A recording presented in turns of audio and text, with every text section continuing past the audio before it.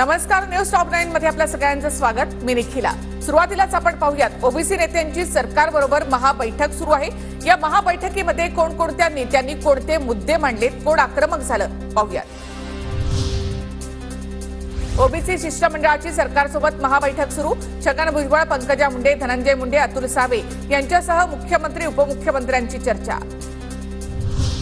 सगळे सोयऱ्यांवर आलेल्या हरकतींवर काय केलं ते सांगा। 8 लाखाहून अधिक हरकती आल्या, त्याचं पुढे काय झालं? ओबीसी महाबैठकीत छगन भुजबळ आक्रमक। सगळे सोयऱ्यांचा अध्यादेश रद्द करा, मराठा समाजाला ओबीसी मधून आरक्षण देऊ नका।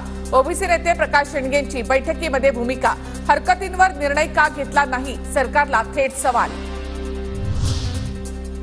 जातीचे खोटे दाखले दिले जात आहेत, खोट्या नोंदी दाखवल्या जात आहेत, त्यावर लवकरात लवकर कारवाई करा। छगन भुजबळ यांची बैठकीमध्ये मागणी। मराठ्यांना दिलेल्या कुणबी नोंदी बोगस आणि खोट्या, त्यामुळे 27 तारखेला सुनावणी होत नाही, तोपर्यंत नोंदी थांबवा। ओबीसी नेते प्रकाश शेंडगे यांची मागणी। सगळे सोयऱ्याच्या व्याख्येवर सरकारने फेरविचार करावा। मराठा आरक्षणाला विरोध नाही, पण दुसऱ्यांवर अन्याय नको। छगन भुजबळ यांची बैठकीमध्ये आग्रही भूमिका। खोटी वंशावळ दाखवून कुणबी दाखले दिले जात आहेत, त्यामुळे सरसकट दाखले दिले तर मराठा कुणबी होऊन ओबीसींवर अन्याय होईल। छगन भुजबळ यांनी बैठकीमध्ये व्यक्त केली चिंता। ओबीसी आरक्षणाला धक्का लागू देऊ नये, पंकजा मुंडे यांची ओबीसी महाबैठकीमध्ये भूमिका।